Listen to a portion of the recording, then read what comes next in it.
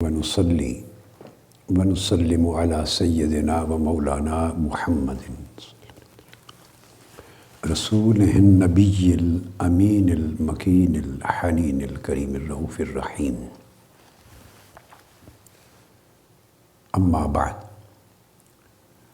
فأعوذ بالله من الشيطان الرجيم. بسم الله الرحمن الرحيم.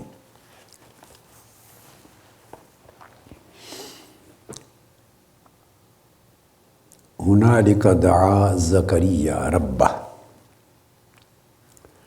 قال رب هب لي من لدنك ذرية طيبة إنك سميع الدعاء فنادته الملائكة وهو قائم يصلي في المحراب أن الله يبشرك بيحيى. وقال الله تبارك وتعالى إذ قالت الملائكة يا مريم إن الله اصطفاك وطهرك واصطفاك على نساء العالمين يا مريم اقنتي لربك واسجدی وارکعی مع الراکعین. صدق اللہ مولانا العظیم.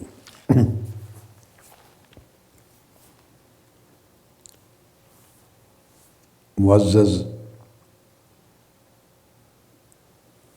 ناظرین و ناظرات، سامعین و سامعات، جملہ علماء کرام، مشائخ اعظام، حضرات اساتذہ، طلباء و طالبات، اور پوری دنیا میں مجالس العلم میں شریک مستمعین، مستفیدین اور مستمعات و مستفیدات،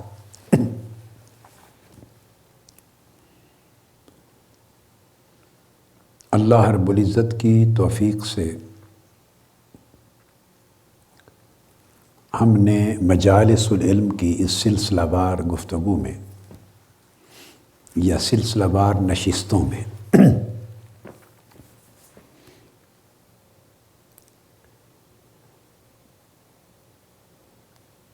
علم کو ابتداءً موضوع بنایا ہے، اور قرآن مجید کی آیات کریمہ کی روشنی میں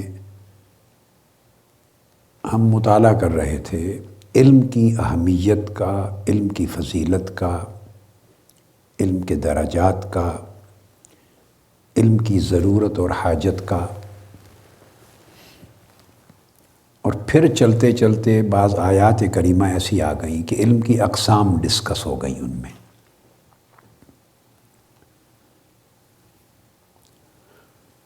اور اقسام علم کے باب میں پھر علم ذرائع ڈسکس ہو گئے. علم کے ذرائع، علم کے وسائل، علم کے وسائط، علم کے آلات، tools of knowledge, means of knowledge, sources of knowledge. تو جب ہم آیات کریمہ کی تفسیر کرتے ہوئے یہاں پہنچے تو پھر ہم نے اس موضوع کو درمیان میں لے لیا ہے، اور علم الحواس کی بحثیں ہو چکی ہیں، علم العقل کی بحثیں ہو چکی ہیں، وجدانیات کی بحثیں ہو چکی ہیں، فطریات پر گفتگو ہو چکی ہے، حدسیات پر گفتگو ہو چکی ہے، تجربیات پر گفتگو ہو چکی ہے. اب بات قلبیات پر آ گئی ہوئی ہے، اور قلبیات سے آگے بڑھ کے روحانیات پر، کہ قلب بھی، نفس بھی، بلکہ نفس بھی ذریعہ علم ہے، قلب بھی ذریعہ علم ہے، اور روح بھی ذریعہ علم ہے، اور اس طرح اس سے اونچے درجے کے مزید لطائف بھی ایسے ہیں جن کے ذریعے اللہ رب العزت انسان کو وہ علوم عطا کرتا ہے جو اسے عام طور پر عادی ذرائع سے نہیں میسر آتے، معروف طریقوں سے دستیاب نہیں ہوتے. اس ضمن میں ہماری پچھلی غالباً 1-2 یا زائد نشستوں میں جب ہم نے بحث شروع کی تھی نفس کی، قلب کی، تو اس میں پھر علم الالہام پر گفتگو ہوئی تفصیل سے۔ پچھلی 2 نشستیں بھی علم الالہام پر ہم نے گفتگو جاری رکھی۔ آج اسی ہی علم الالہام، وہ علم جو بطریق الہام میسر آتا ہے، اس پر بقیہ گفتگو آج مکمل کرنا چاہ رہا ہوں۔ پھر علم الالہام کی گفتگو ختم کرنے کے بعد پھر کشف کے ذریعے حاصل ہونے والے علم پر بات ہوگی، پھر علم لدنی پر بات ہوگی۔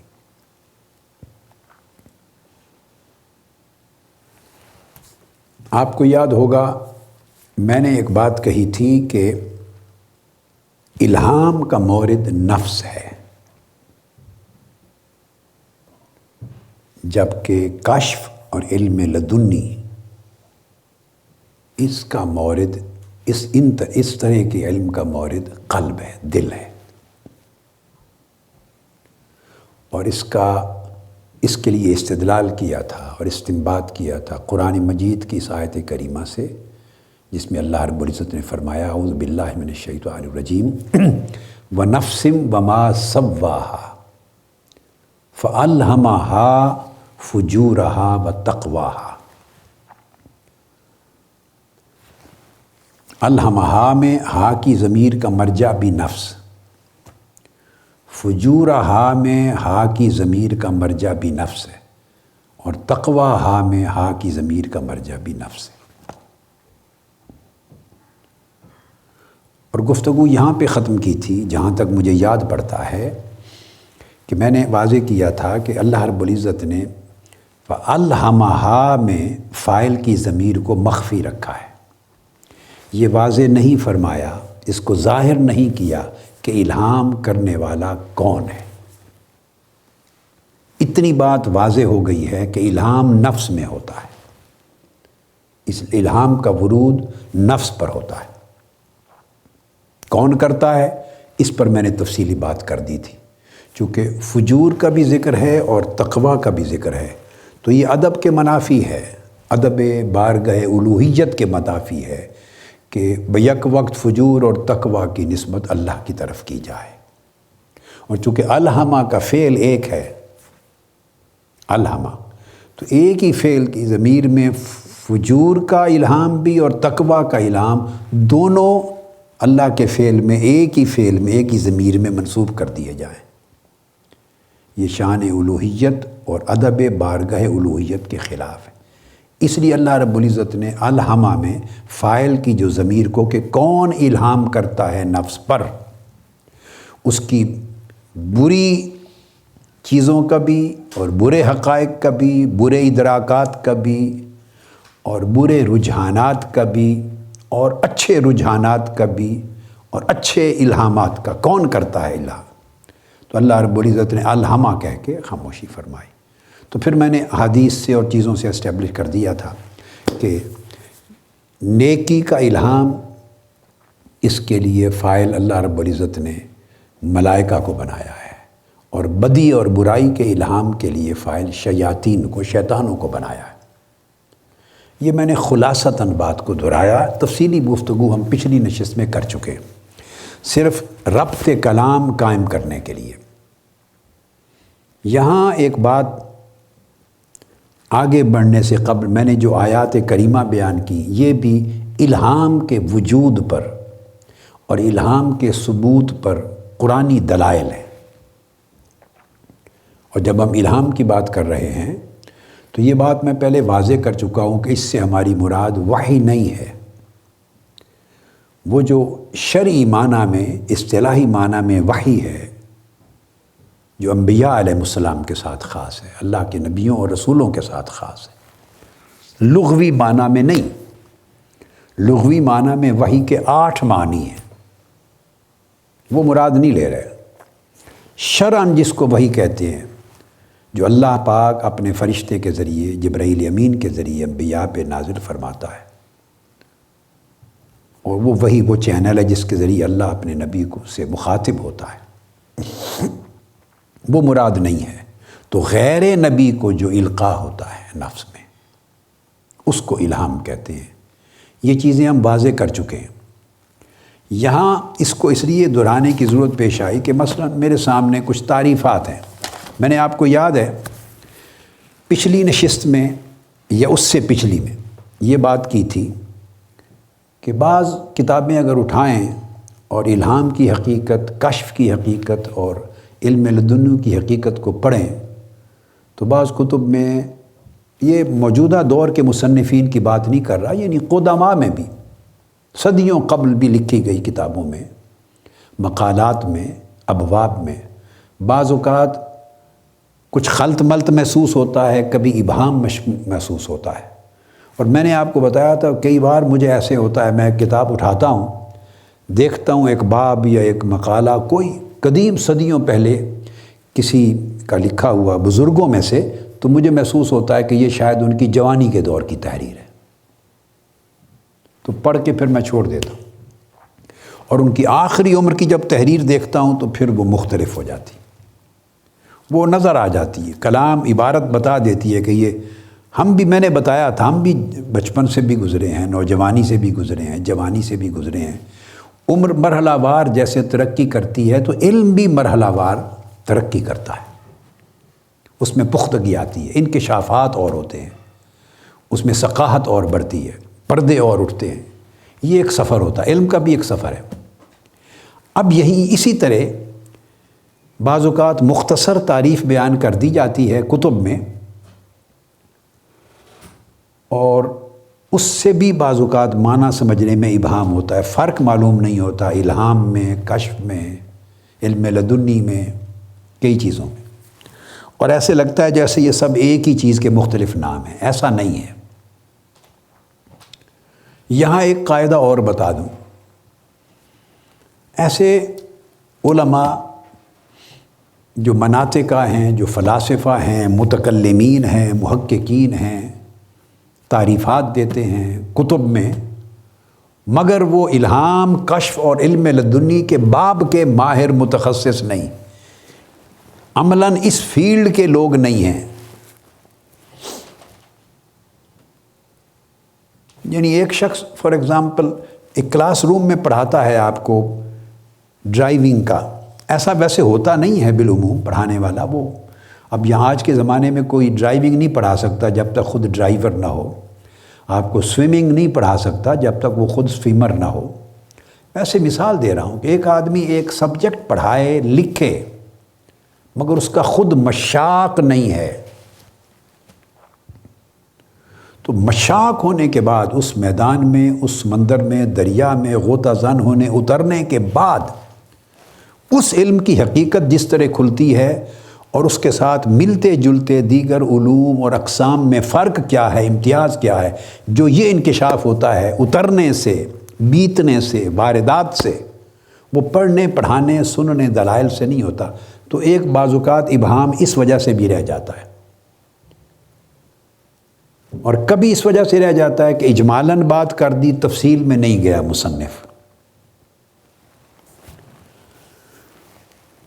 تو اس وجہ سے الہام کے باب میں کئی کتابوں میں ایسا لکھا ہوا مل جاتا ہے کہ الہام وہ ہے جو قلب میں القاء کیا جائے۔ اب یہاں اس کی بھی ایک تعبیر کر دوں، جب کسی نے بھی یہ لکھا تو اس کا مطلب ہرگز ہمیشہ یہ نہیں ہوگا کہ یہ غلط لکھا ہے، جبکہ میں یہ سمجھا چکا ہوں کہ الہام نفس میں ہوتا ہے، اور کئی جگہوں پر آپ کو ملے گا کہ الہام جو ہے الالہام ما واقع فی القلب، جو دل میں واقع ہوتا ہے۔ اب میں یہ تعریف امام الشریف الجرجانی کی تعریف کر رہا ہوں، جو تعریفات ان کی کتاب ہے اس میں بیان کرتے ہیں۔ اس طرح اور بھی کئی علماء لکھتے ہیں، محققین لکھتے ہیں، تو ایسا لکھنا غلطی نہیں ہے، مگر اجمالاً انہوں نے بات کر دی ہے بڑی بریفلی، تو تفصیل میں نہیں گئے، کبھی ایسا بھی ہو جاتا ہے۔ اس کی تفصیل یہ ہے، ذہن میں رکھ لیں کہ الہام قرآن مجید کی نص سے ثابت ہے، الہام تو اصلاً نفس میں ہی ہوتا ہے۔ پھر سوال پیدا ہوا کہ قلب میں کیوں لکھا گیا ہے کہ جو قلب میں واقع ہو؟ ہاں، یہ بڑی ایک لطیف بات ہے۔ اور لطیف بات یہ ہے کہ نفس تزکیہ کے مرحلے طے کرتا کرتا یہ وقت آ جاتا ہے کہ نفس قلب کی جگہ لے لیتا ہے، قلب کی مانند ہو جاتا ہے ترقی کر کے۔ نفس ایک جوہر ہے، تو اس کا لطیفہ ہے، لطیفہ نفس، وہ کبھی لطیفہ قلب کی جگہ لے لیتا ہے، امپروو کر کے اس کی اسپریچول انہانسمنٹ ہوتی ہے، ایڈوانسمنٹ ہوتی ہے، ڈیولپمنٹ ہوتی ہے، ایوولوشن ہوتا ہے، پرفیکشن کی طرف جا رہا ہے، اس کی پیوریفیکیشن ہو رہی ہے، تزکیہ ہو رہا ہے۔ تو تزکیہ کے ساتھ ساتھ اس کی خصائل بدلتے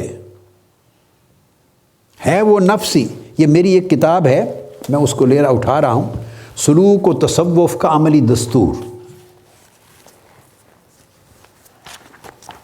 یہ بہت عرصہ پہلے 1990 میں لکھی تھی یہ کتاب میں نے، 1990 میں۔ آج اس کو 25 سال ہو گئے۔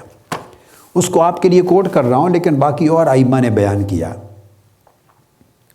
حضور سیدنا غوث العظم شیخ عبد القادر جیلانی رضی اللہ تعالیٰ عنہ نے اس کو اپنی کتاب میں بیان فرمایا۔ سب سے پہلے میری مطالعہ میں سیدنا غوث العظم شیخ عبد القادر جیلانی رضی اللہ تعالیٰ عنہ نے اس سبجیکٹ اور سائنس کو بیان کیا ہے، تمام 7 نفوس کی بحث میں۔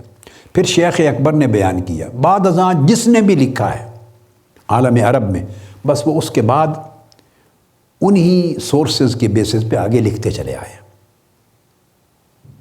آف کورس میں نے بھی انہی بزرگوں سے، میں نے بطور خاص حضور سیدنا غوث العظم رضی اللہ تعالیٰ عنہ اور شیخ اکبر کی کتب سے اور دیگر اور بھی ائمہ اولیاء سے لیا۔ میں آپ کو سمجھانا یہ چاہتا ہوں کہ کئی بار ایسا ہوتا ہے کہ وہی نفس ہے اور اس نفس امارہ ہے، اس کی اپنی جو نفس امارہ تھا تو اس کی صفات میں مکر اور فریب تھا، ہوا و ہوس تھی، خود بینی خود پسندی ہے، تکبر ہے، اعتراض تنقید کرنا ہے، قہر ہے، جبر کرنا، خواہشات نفسانی، دنیا جہان کی جتنی تاریکیاں، ظلمتیں، برائیاں، بدیاں ہیں، وہ سارے نفس امارہ کی خصلتوں میں سے ہیں۔ تو ہے تو یہ نفس امارہ، بیسیکلی ہے تو نفس، مگر چونکہ ان خصلتوں کے ساتھ بھرا ہوا ہے اور برائیوں کی طرف ترغیب دیتا ہے، بندے کو اکساتا ہے برائیوں کی طرف، تو اس کو نفس، یہ جو میں نے بیان کی نفس امارہ کی، چونکہ ان کی طرف وہ ترغیب دیتا ہے بندے کو، لہٰذا وہ نفس امارہ اس کو کہہ دیتے ہیں، وہ نفس امارہ کہلاتا ہے ان خرابیوں کی وجہ سے۔ مگر ان کی یہ جو میں نے خوبیاں پہلے بیان کی، یہی خوبیاں اس نفس میں آ جاتی ہیں جو یہ نفس امارہ تھا، جب یہ ترقی کرتا ہے اور نفس لوامہ بنتا ہے، نفس لوامہ، تو یہ جو خوبیاں میں نے مینشن کی، بیان کی، یہ اس نفس کی یہ خوبیاں ہو جاتی، اس کو نفس لوامہ کہتے۔ اور جب وہ اپنی اصل حقیقت پہ تھا، نفس امارہ تھا، تو اس کی خصوصیات یہ نہیں تھی جو میں نے بیان کی۔ اس وقت اس کی خصوصیات کیا تھی؟ بخل، یہ اوریجنل نفس امارہ کی صفات، خصلتیں، بخل ہے، کنجوسی ہے، حرص ہے، طمع ہے، لالچ ہے، ہر قسم کی بدی اور برائی ہے، شہوت پرستی ہے، بغض اور کینہ پروری ہے، حسد ہے، عناد ہے، جہالت ہے، غفلت ہے، سستی ہے، کاہلی ہے، غصہ ہے، غیظ اور غضب ہے، غیبت کرنا، چغلی کرنا، عیب جوئی کرنا بندوں کا، یہ اصل اس کی صفات تھی۔ اب یاد کریں جو میں نے پہلے آپ کو بتائیں اور لکھائیں، اب یہ نفس، یہ ساری اس کی صفتیں تھیں، اور اس کی حالت تھی نفس امارہ۔ جب یہ نفس امارہ تزکیہ کے پروسیس سے، تطہیر کے پروسیس سے، ریاضات سے، مجاہدات سے بدل گیا اور اونچا ہو گیا، تو یہ نفس لوامہ بن گیا۔ امارہ کو قرآن مجید بیان کرتا ہے، اعوذ باللہ من الشیطان الرجیم، ان النفس لامارۃ بالسوء۔ پھر جب یہ اپنے مقام سے اٹھ گیا تو اس کو نفس لوامہ کہا۔ اب وہ جو خوبی میں نے صفات بیان کی، آپ کی یاد دہانی کے لیے دوبارہ کہہ دیتا ہوں۔ اب صفتیں بدل گئیں نفس لوامہ بننے کے بعد، اور اس میں کیا آ گیا؟ نفس لوامہ کی پہلی بات تو یہ کہ بدی برائی اگر انسان کر بیٹھے تو وہ نفس اس پر ملامت کرتا ہے، لعنت کرتا ہے، نفرت کرتا ہے، اس کے اندر ملامت ہوتی ہے اپنے اندر کہ میں نے برائی کی ہے۔ یہ ملامت، یہ احساس نفس امارہ کے زمانے میں جب اس کا اصل درجہ تھا نہیں ہوتا تھا۔ اب دیکھیں اس کے اندر ایک چینج آ گئی، تو صفات بھی بدل گئیں، اس میں حلال کی رغبت آ جاتی ہے نفس لوامہ میں۔ نفس امارہ میں حلال کے لیے کوئی رغبت نہیں تھی، مر گئی ہوئی تھی رغبت۔ اب حلال کی طرف رغبت آتی ہے، فرق کرنے لگتا ہے کہ یہ حلال ہے یہ نہ کھاؤں یہ نہ کروں، یہ حرام ہے نہ کھاؤں نہ کروں، یہ حلال ہے یہ کھاؤں یہ کروں، ادھر بڑھوں۔ لوگوں کو نفع دینے، نفع بخشی، دوسروں کو فائدہ پہنچانے، دوسروں کا بوجھ اٹھانے، یہ چیزیں اس کے اندر آ جاتی ہیں۔ لغویات سے گریز کرتا ہے، اچھے اخلاق اس کے اندر، پسندیدہ اخلاق آ جاتے ہیں۔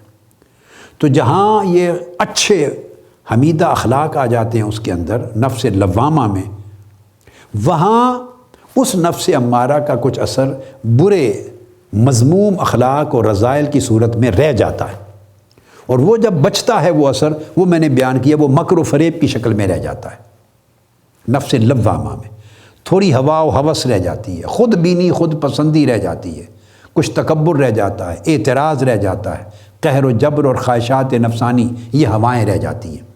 اب یہ چیزیں آپ نے دیکھا کہ ہلکی ہو گئی ہیں، نفس امارہ میں بڑی وزنی تھی، ٹھوس تھی، غلیظ تھی، ہلاکت انگیز تھی، بہت سیاہ تھی۔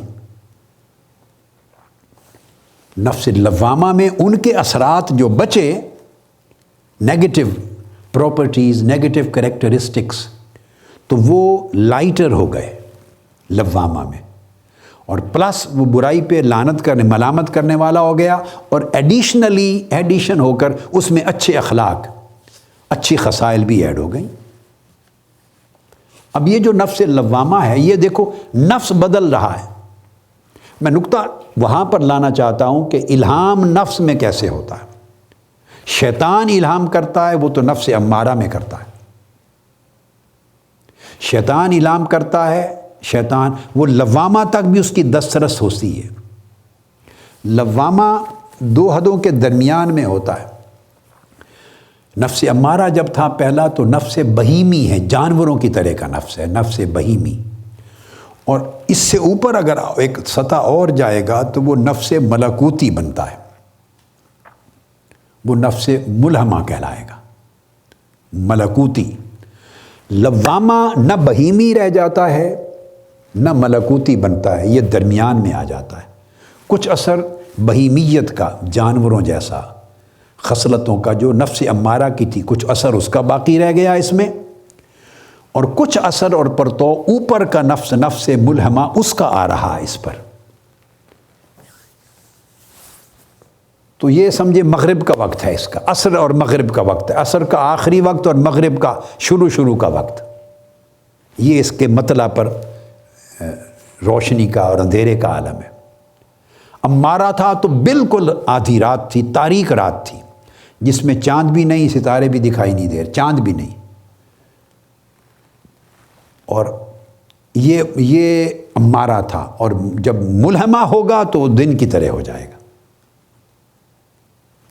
یہ درمیان کا جیسے مغرب کا وقت ہے، چیزیں دکھائی بھی دیتی ہیں اور بہت روشن دن بھی نہیں ہے اور بہت تاریک رات بھی نہیں ہے، تو یہ ان بٹوین ہے، ملکوتی اور بہیمی، ان دو قوتوں کے درمیان اس کی قوت، صلاحیت اور اس کی صفات ہو جاتی، یعنی فرشتوں جیسا پاکیزہ بھی نہیں ہوتا نفس مکمل اور نورانی، یہ بھی نہیں ہوتا، اور جانوروں کی طرح گھٹیا رغبتیں بھی ساری کی ساری نہیں ہوتی۔ یہ نفس کیا کرتا ہے؟ دونوں میں ایک ہم آہنگی سی پیدا کر لیتا ہے، دونوں کو کا ایک مکسچر ہو جاتا ہے۔ تو اب آپ دیکھیں، جو اس کا مکسچر ہوتا ہے تو اس کا رنگ بھی بدل جاتا ہے۔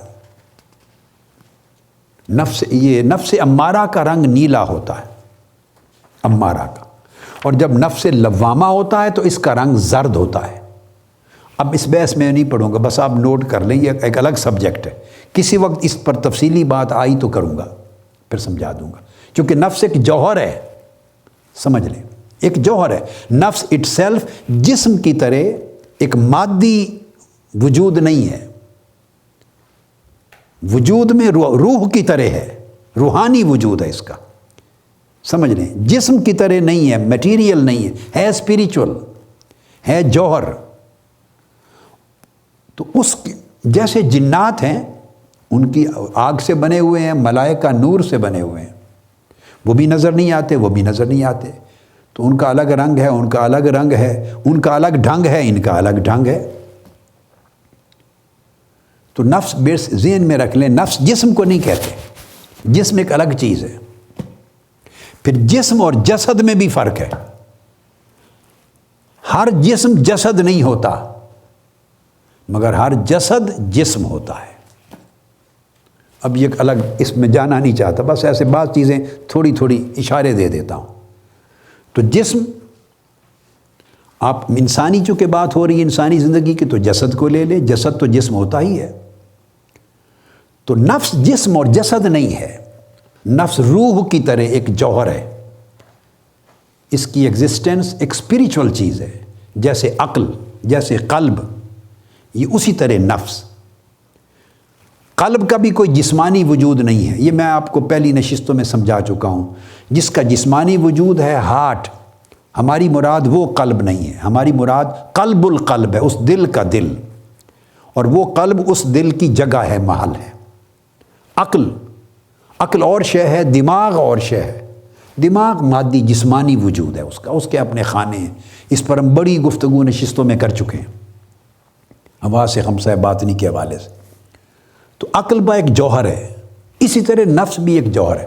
یہی وجہ ہے کہ بہت سے علماء نے بحثیں کی ہیں کہ نفس اور روح کو ایک ہی چیز قرار دیا، کئی کہتے ہیں ایک ہی شے ہے، نفس کو روح کے معنی میں، روح کو نفس کے معنی میں۔ کئی کہتے ہیں اس کی جان نکل گئی، جان کے لیے قرآن مجید میں لفظ نفس استعمال ہوتا ہے، جان کے لیے نفس، کہتے ہیں اس کی جان نکل گئی، آپ اردو میں کہتے ہیں۔ کوئی بولتا ہے اس کی روح پرواز کر گئی۔ تو جب جان نکل گئی بولا، اور نفس کا لفظ بھی آتا ہے جب اس کے نفس کو قبض کر لیتے ہیں۔ تو مقصد بات کا یہ ہے کہ چونکہ جوہر ہے، لطیف ہے جوہر، اس لیے اس کو کسی نے کہا روح ہے، اور نام دو ہیں، کسی نے کہا نہیں نفس الگ ہے، روح الگ ہے۔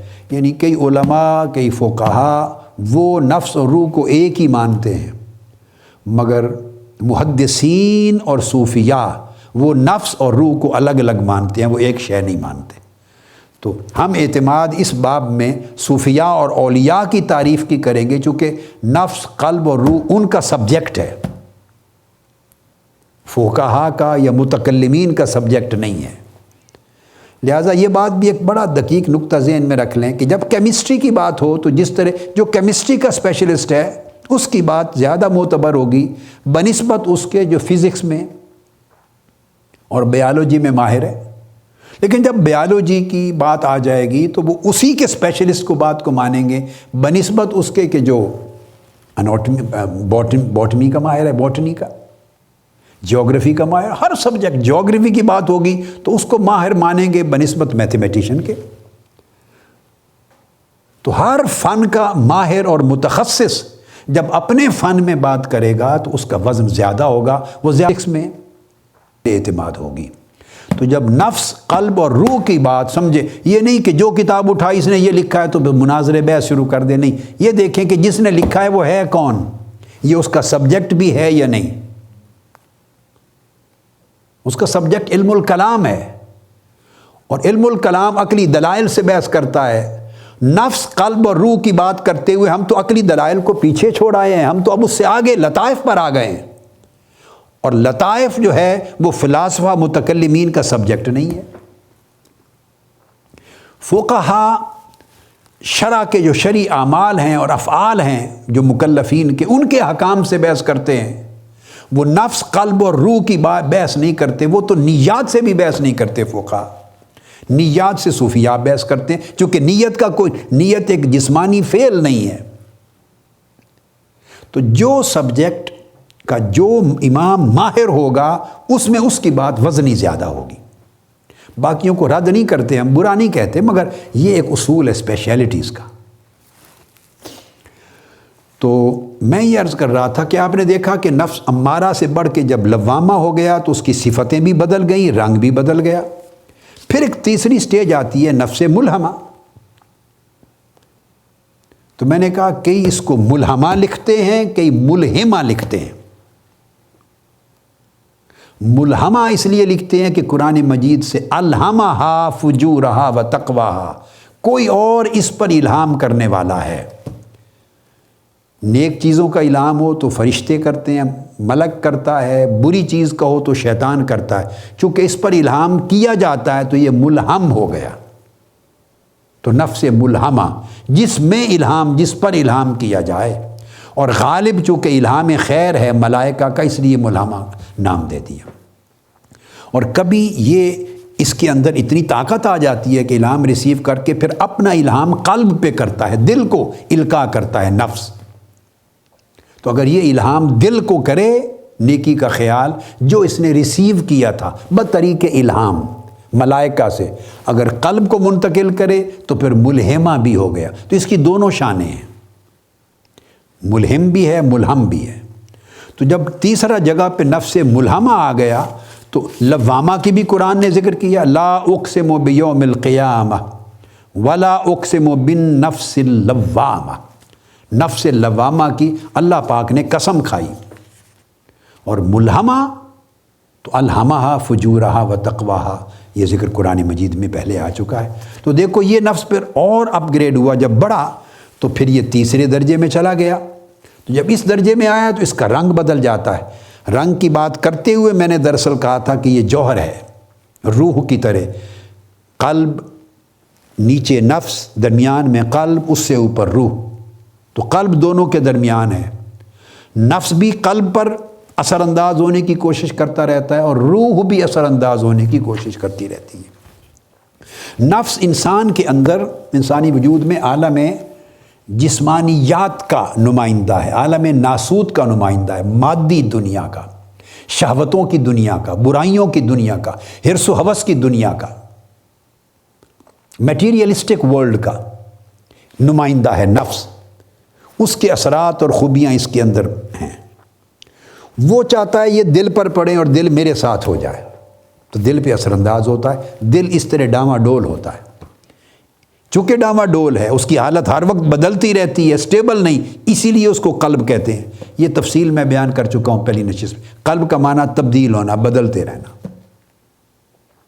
تقلیب سے قلب یقلب، اللہ پاک کے لیے ہے مقلب القلوب، ہے دلوں کو بدلنے والا ہے.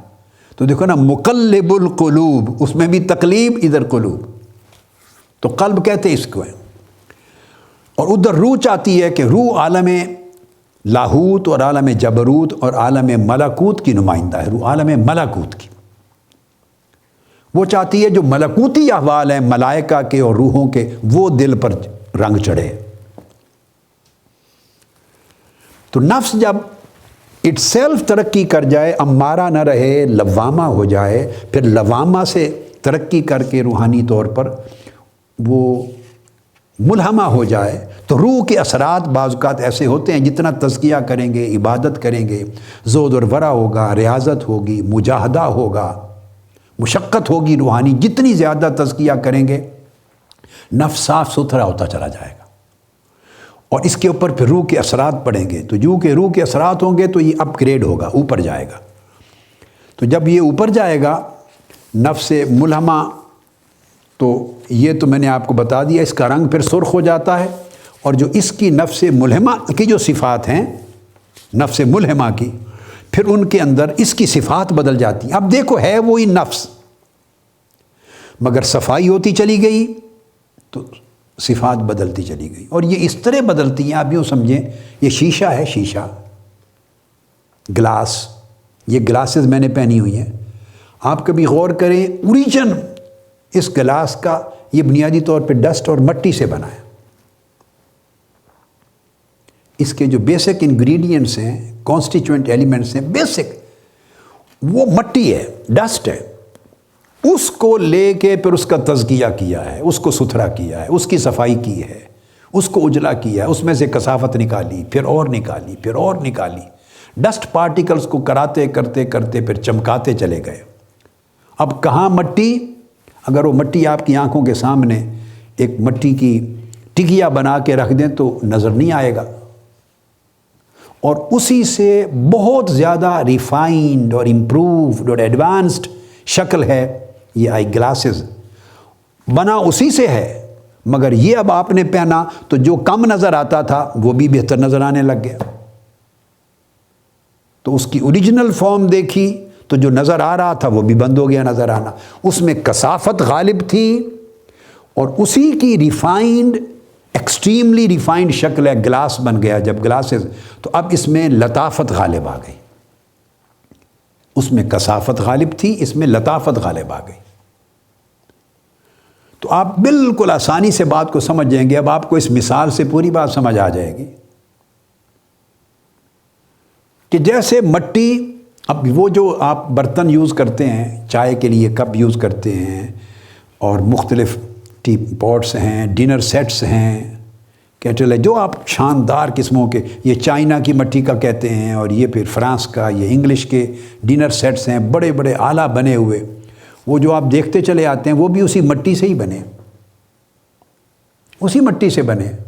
تو مٹی مٹی بھی ہے، اور مٹی جو ہے وہ شاندار ڈنر پلیٹس اور سیٹس بھی اس سے بنتے ہیں۔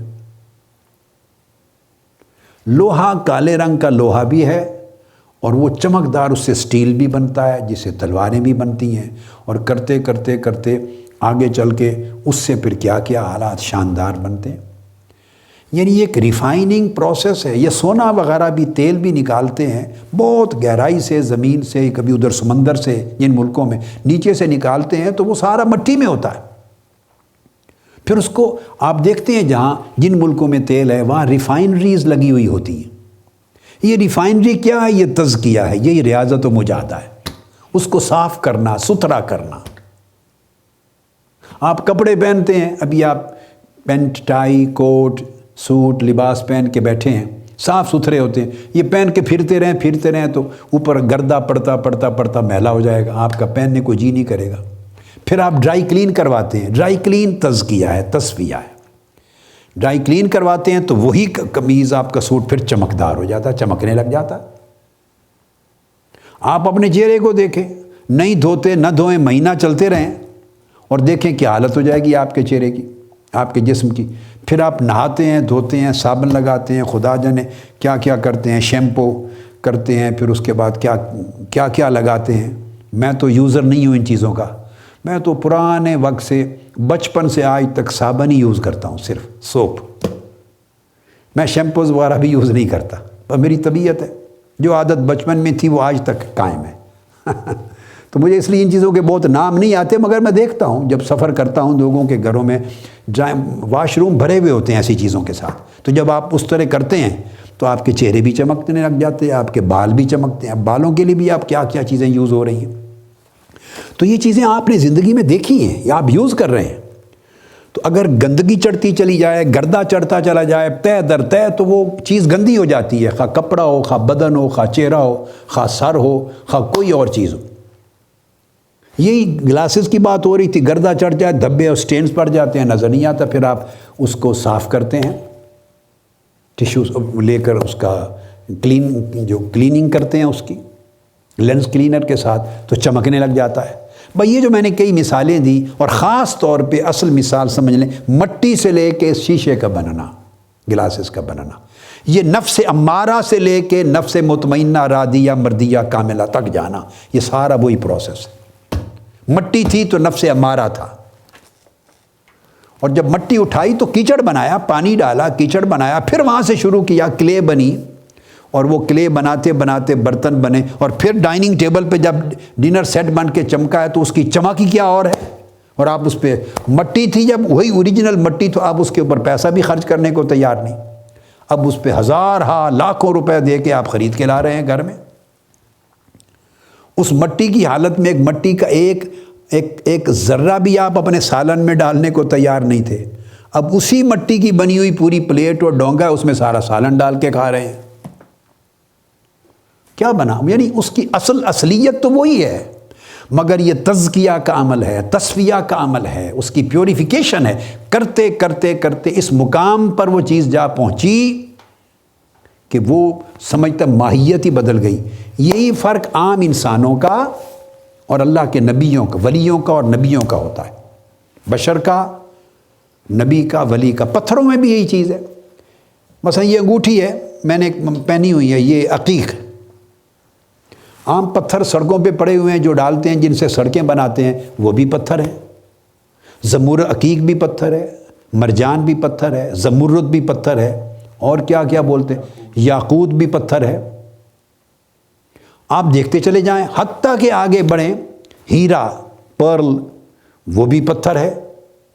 ڈائمنڈ بھی پتھر ہے. ہیرا جو ہزارہ ڈالر کا لوگ لیتے ہیں اور وہ چھوٹا سا ڈالتے ہیں سب پتھر. تو پتھروں کی قسمیں بھی الگ ہیں. اسی طرح ہیں سب نفس. کوئی سڑک بنانے کے لیے یا گلی کی سڑک بنانے کے لیے یوز ہونے والا پتھر ہے، نفس امارہ ہے. اور کوئی ہیرا، ڈائمنڈ ہے، وہ نفس مطمئنہ، نفس راضیہ مردیہ کاملہ ہے. وہی بھی نفس، وہ بھی نفس، وہ بھی پتھر، یہ بھی پتھر. اسی طرح تقدس میں فرق آ جاتا ہے. سڑکوں پہ لگے ہوئے پتھر، پہاڑ پہ، وہ بھی پتھر ہیں. اور جس سے پھر آپ حرم کعبہ بنا دیتے ہیں، حرم نبوی بنتا ہے، وہ بھی پتھر ہے. مگر وہ نسبت کے ساتھ اس کا درجہ بدل جاتا ہے. ہم بات کر رہے ہیں نیچر کے ساتھ، نیچر کی. تو ریفائن کرتے کرتے کرتے چیزوں کی حالت، ماہیت، کیفیت بدل جاتی ہے. یوں لگتا ہے کہ اصلیت ہی بدل گئی، اور بندے کو گمان بھی نہیں گزرتا کہ یہ کس چیز سے بنی ہوئی شے ہے. اتنی تبدیلی آ چکی ہوتی ہے.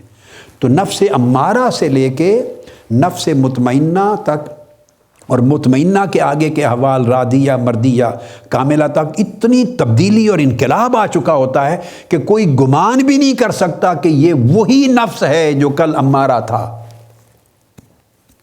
یہ قدرت کے ہر نظام میں یہ چیز رائج ہے. تو نفس ملہمہ جو ہے، اس کے اندر پھر میں نے آپ کو بتایا کہ اس کے اندر تواضع، قناعت آ جاتی ہے، اس کی خوبیاں بدل جاتی ہیں. علم آ جاتا ہے، تواضع انکساری آ جاتی ہے، سخاوت آ جاتی ہے، توبہ آ جاتا ہے، صبر اور تحمل آ جاتا ہے، برداشت آ جاتی ہے، اخلاص آ جاتا ہے. یہ صفات محمودہ اور اخلاق حسنہ اور خصائل حمیدہ یہ غالب آ جاتے ہیں نفس ملہمہ پر. تو جب اس مقام پر پہنچتا ہے نفس، تو اس کے اوپر ملائکہ الہام کرنے لگتے ہیں. ملائکہ، یہ وہ جگہ ہے. امارہ تھا تو شیطان الہام کرتے تھے، تو الہمہا فجورہا تھا. امارہ میں شیطان الہام کرتے تھے، شیاطین الجن والانس، شیاطین الہام کرتے تھے، گمراہ کرتے تھے. اب لوامہ سے گزر کر، لوامہ میں اس کو آنکھ کھل گئی، بیدار ہونے لگ گیا، اس کو فرق کا سمجھ آنے لگ گئی، طبیعت برائی سے اکتانے لگ گئی، ملامت کرنے لگا. جب ملہمہ میں گیا تو اتنا پاکیزہ ہو گیا نفس ملہمہ کہ اب ملائکہ الہام کرنے لگے، ملائکہ الہام کرنے لگے. تو اب دیکھو نفس کا محل بدل گیا، اتنا ستھرا ہو گیا، صاف ہو گیا.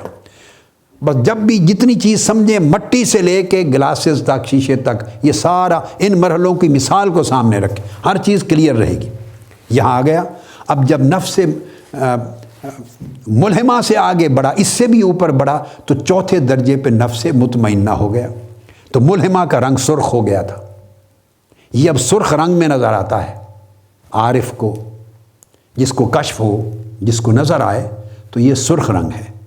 تو مطمئنہ ہو گیا. تو یا ایتھا النفس المطمئنہ اللہ پاک نے خطاب کر دیا. اور یہ جو نفس مطمئنہ جب ہو جاتا ہے، نفس مطمئنہ، تو پھر اس کے اندر ملکوتی خوبیاں آ چکی ہوتی ہیں، بلکہ وہ ملہمہ کے وقت سے آ چکی ہوتی ہیں. وہ عالم ملکوت کے ساتھ جڑ چکا ہوتا ہے. اس لیے ملائکہ اس میں الہام کرتے ہیں کہ اس کے نفس ملہمہ کی حالت اس طرح کی ہوتی ہے جیسے سماوی کائنات، اوپر کی آسمانی دنیا کی جہاں ملائکہ رہتے ہیں. وہ اپنی شفافیت میں، اجلے پن میں، ستھرے پن میں، نورانیت میں، نیک خصلتوں میں، اس نفس ملہمہ کی فضا، انوائرمنٹ، ایٹماسفیئر، اس کی فضا اسی طرح ہو جاتی ہے جیسے عالم ملکوت کی فضا ہے۔ تو ملائکہ مانوس ہوتے ہیں، وہ سمجھتے ہیں جیسے ہمارا اپنا وطن ہے، ان کو کامنیلٹی نظر آتی ہے، ایک جیسا نظر آتا ہے اس کو ماحول، وہ پھر الہام کرتے ہیں، ایزیلی اترتے ہیں، اپنی بات القاء کرتے ہیں، جیسے ایک دوسرے کے ہاں ملائکہ آسمانوں میں بات کرتے ہیں تو وہ مومن کے نفس ملہمہ میں بھی القاء کرتے ہیں، الہام کرتے ہیں، کیونکہ اب اس میں مماثلت اور مناسبت بڑی تامہ پیدا ہو گئی۔ جب اس سے بڑھتا ہے تو نفس مطمئنہ، یہاں سے ولایت شروع ہو جاتی ہے، ولایت صغریٰ۔ اور نفس مطمئنہ جب اس مقام پر انسان آتا ہے تو ملکوتی قوتوں کا اس کے اوپر اور جبروتی قوت انوار کا بڑا زور ہو جاتا ہے، بہت زور ہو جاتا ہے۔ اس میں کسبی ریاضات اور مجاہدات بھی داخل ہوتے ہیں، مگر وہب الہیہ بھی داخل ہوتی ہے، وہبی۔ یہ صرف ریاضت سے نہیں، یہاں پھر وہاں پر وہب کا اضافہ بڑا ہو جاتا ہے۔ جب یہاں پر نفس پہنچتا ہے نفس مطمئنہ چوتھے درجے پر، تو پہلے سن لیں اس کی جو صفات ہیں وہ بھی بدل جاتی ہیں، اس کی صفات، اور اس کی صفات جب بدلتی ہیں تو ان کے اندر عفو و درگزر آ جاتا ہے۔ وہ جو بندہ صاحب نفس مطمئنہ ہے وہ کسی کی غلطی کوتاہی پر ذاتی درگزر کر دیتا ہے، عفو و درگزر، بخشش آ جاتی ہے، عطا بڑی آ جاتی ہے، سخاوت بڑی آ جاتی ہے، توکل اس میں بہت بڑا آ جاتا ہے، حلم، برداشت، بردباری بہت آ جاتی ہے، عبادت گزاری بہت آ جاتی ہے، اللہ کی شکر مندی بہت آ جاتی ہے، ہر وقت اللہ کی امر پہ راضی رہنا بہت، یہ ساری خوبیاں صاحب نفس مطمئنہ کے نفس پر غالب آ جاتی ہیں۔ یہ اس کے اوصاف سے اور خصائل سے آپ دیکھ لیتے ہیں، عجلت نہیں ہوتی، تحمل ہوتا ہے، بردباری ہوتی ہے، یہ خوبیاں اس کے اندر آ جاتی ہیں، یہ نفس مطمئنہ ہے۔ اور جب نفس مطمئنہ ہوتا ہے تو اس کا پھر اس کی باقی کیفیات بدل جاتی ہیں، تو اس کا نور سفید ہو جاتا ہے۔ نفس مطمئنہ جب نظر آتا ہے تو سفید رنگ کے نور میں نظر آتا ہے، سفید۔ اب یہ نقطہ ذہن میں رکھ لیں کہ جب نفس امارہ سے نکل کر لوامہ، لوامہ سے نکل کر ملہمہ، ملہمہ سے نکل کر مطمئنہ، جب چوتھے درجے پر مطمئنہ کے مقام پہ نفس پہنچتا ہے تو وہ قلب کی جگہ لے لیتا ہے۔ یہ تھا وہ موضوع جو شروع کیا، اس کا مرتبہ قلب کا ہو جاتا ہے۔ جو روحانی مقام دل کا تھا وہ نفس مطمئنہ کو مل جاتا ہے، اور قلب ترقی کر کے اپنی جگہ اس کو دے دیتا ہے، خود مقام روح پر چلا جاتا ہے، قلب اوپر۔ یہ معراج ہوتی ہے لطائف کی۔ پہلے نفس اپنے اندر ہی ارتقاء کر رہا تھا، ترقی کر رہا تھا، تبدیلیاں ہو رہی تھیں اس کی خصلتوں میں، اس کی صفات میں، اس کے مزاج میں، اس کی عادات میں، پھر اس کے نتیجے میں پیدا ہونے والے اخلاق میں، پھر خوابوں میں، پھر اثرات میں، سب نفس کے اندر تبدیلیاں ہو رہی تھیں۔ لوامہ سے بدل کے امارہ سے بدل کے لوامہ ہو گیا تھا، لوامہ سے بدل کے ملہمہ ہو گیا تھا، ملہمہ سے بدل کے مطمئنہ۔ جو ہی مطمئنہ تک پہنچا، اب اس کی جو اگلی ترقی ہے وہ قلب کے مقام پر فائز ہو گیا۔ اب جب قلب کے مقام پر فائز ہوتا ہے تو ملہمہ اور مطمئنہ کے بارڈرز ملتے ہیں آپس میں، تو اس کو نیکی پر، تقوی پر جب استقرار اور استقامت اور اطمینان مل جاتا ہے تو پھر ایک کھلا دروازہ کھل جاتا ہے الہامات کا، اس کے اوپر الہامی علم کے دروازے کھل جاتے ہیں، جن کی ابتدا الہامی نیک خیالات کی شکل میں ملہمہ کے پیریڈ میں ہو چکی تھی۔ جب نفس ملہمہ تھا تو الہامات صالحہ کی ابتدا ہو چکی تھی، اس لیے تو اس کو کہا وَنَفْسٍ وَمَا سَوَّاهَا فَأَلْهَمَهَا تقواها کے تحت آ گیا۔ فجورہا امارہ کے ساتھ تھا، اور اس سے آگے جو بیان کی فجورہا و تقواہا، فجور کے بعد تقوی کا الہام آتا ہے۔ وہ پہلے مرحلوں میں فجور کا الہام تھا، اب تقوی کا الہام، اس کی بگننگ ہو گئی ملہمہ کی شکل میں۔ لیکن اب اس کو استقرار ملا تو اب الہامات کے دروازے کھل جاتے ہیں، عالم ملکوت کے دروازے کھل جاتے ہیں، ابواب کھل جاتے ہیں، اور پھر بہت سے علوم و معارف اس کو بطریق الہام ملنے لگتے ہیں اللہ کے اس بندے کو، اور یہ مقام ولایت ہے۔ یہاں پہنچ کر وہ ولی اللہ ہو چکا ہوتا ہے، وہ ولی اللہ اولیاء میں شامل ہو جاتا ہے، تو الہام کے دروازے کھل جاتے ہیں اس کے اوپر، اور یہاں اس کا نور جیسے میں نے کہا سفید ہو جاتا ہے، یہ نفس مطمئنہ۔ یہاں تک میں نے چیز آج سمجھانی تھی کہ کس طرح بعض بزرگوں نے لکھا کہ الہام قلب پہ ہوتا ہے۔ وہ اس لیے لکھا کہ دراصل جسے وہ قلب کہہ رہے ہیں وہ حقیقت میں نفس تھا، اب وہ نفس خود مقام قلب پر آ چکا ہے، اس نے قلب کا درجہ، قلب کا رتبہ لے لیا ہے، قلب کی جگہ لے لی ہے۔ اب خواہ اس کو کہہ لیں کہ الہام نفس پہ ہو رہا ہے تو کہیں گے نفس مطمئنہ، خواہ کہہ دیں کہ الہام قلب پہ ہوا، وہ ایک ہی چیز ہو جاتی ہے کہ نفس ہی نے قلب کی جگہ، قلب کی کرسی سنبھال لی ہے۔ اب وہ قلب کی کرسی پر بیٹھا ہے، قلب کے تخت پر بیٹھا ہے، اور وہ نفس مطمئنہ ہو گیا ہے، جس کو قرآن مجید کہتا ہے الا بذکر اللہ تطمئن القلوب، اللہ کے ذکر سے دلوں کو اطمینان ہوتا ہے۔ وہ اطمینان دراصل نفس مطمئنہ کا اطمینان ہے۔ تو یہاں پھر الہام کے دروازے کھل جاتے ہیں۔ اس کے بعد پھر نفس مطمئنہ کی بعض اولیاء و عرفاء کے ہاں آگے 3 درجے اور 3 حالتیں ہیں۔ بعض کہتے ہیں کہ پھر وہ نفس الگ الگ ہو جاتے ہیں، تو مطمئنہ نفس راضیہ کے مقام پہ فائز ہوتا ہے، مطمئنہ پھر مردیہ کے مقام پہ فائز ہوتا ہے، اور مطمئنہ پھر کاملہ کے مقام پہ فائز ہوتا ہے، یعنی اس کی صفات پھر اور اعلیٰ سے اعلیٰ تر ہوتی چلی جاتی ہیں۔ تو یہ بات میں نے آپ کو سمجھائی کہ کس طرح نفس الہام کا ریسیور ہے، اور بعض کتابوں میں آیا کہ الہام قلب میں ہوتا ہے۔ میں نے ان 2 اقوال کی تطبیق کر کے پورا پروسیس سمجھا دیا کہ در حقیقت وہ نفس میں ہی الہام ہے، نفس ملہمہ میں اور نفس مطمئنہ میں، یہ 2 جگہیں، 2 نفس ہیں، اور مطمئنہ کے مقام پر چونکہ نفس قلب کی جگہ لے لیتا ہے، لہٰذا اگر کہہ دیں کہ قلب پہ الہام ہوا تو اس کا حرج کوئی نہیں، حقیقت نفس مطمئنہ ہی کی رہتی ہے، مگر وہ قلب کا روپ، قلب کا مقام دھار چکا ہے۔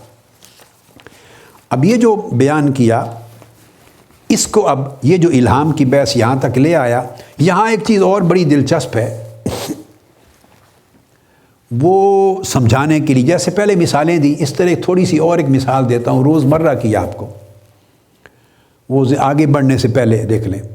جیسے بیسک نفس جو ہیں بعض اولیاء اور عرفاء کہتے ہیں 4 ہیں، اور کئیوں نے کہا 7 ہیں، تو میں نے 4 بیان کر دیے: امارہ، لوامہ، ملہمہ و ملہمہ اور مطمئنہ، 4۔ اور جنہوں نے کہا 4 نفس ہیں وہ پھر راضیہ، مردیہ اور کاملہ، اوپر کے 3، وہ نفس ہمارا، نفس مطمئنہ کی ہی اوپر کی 3 حالتیں قرار دیتے ہیں، اوپر کی 3 حالتیں۔ اور کئی انہیں 3 حالتوں کی بجائے ان کو بھی الگ الگ نفس کا ٹائٹل دے دیتے ہیں، قرآن مجید کی اصطلاح سے تو وہ 7 نفس کہہ دیتے ہیں، نفوس 7، یہ 7 نفس ہیں۔ کئیوں نے کہا نفوس 4، اور چوتھا جو سب سے اوپر کا نفس مطمئنہ ہے اس کی فردر پھر 3 حالتیں اور بیان کر دی، ایک بیسک حالت ہو گئی اور 3 اپ گریڈڈ حالتیں ہو گئیں، راضیہ، مردیہ، کاملہ۔ یہ علمی بحثیں ہیں، عمل سے، عملی چیزوں سے اس کا تعلق نہیں ہے، وہ اسی نفس مطمئنہ کی فردر 3 اور حالتیں ہوں یا الگ ٹائٹل ہو جائیں، اس سے فرق نہیں پڑتا، مقصد یہ ہے کہ احوال بدلتے جاتے ہیں۔ اس کی ایک مثال اور سمجھیں، بڑی دلچسپ، آپ انجوائے کریں گے اور بات سمجھ میں آ جائے گی۔ اللہ رب العزت نے جس طرح 4 موسم بنائے ہیں اور ہر موسم کی اپنی تاثیر ہے، اس طرح ہر نفس کی اپنی تاثیر ہے، ہر نفس کا ایک موسم ہے۔ آپ دیکھتے ہیں انتہائی شدت کی، یہ مئی سے شروع کر کے، مئی سے تو ستمبر تک بڑی شدت کی جو گرمی کا موسم ہے، اور ہمارے ہاں پاکستان، انڈیا میں تو اپریل سے شروع ہو جاتا ہے انیشلی، تو جو شدت کی گرمیوں کا موسم ہے یہ موسم نفس امارہ کا ہے، ایسے لگتا ہے جیسے آگ سے بنا ہوا ہے، یہ نفس امارہ کا موسم ہے۔ جب گرمیاں ختم ہوتی ہیں تو اکتوبر میں نومبر کے درمیان یہ پت جھڑ کا موسم آتا ہے، خزاں بولتے ہیں، خزاں کا موسم نفس لوامہ ہے۔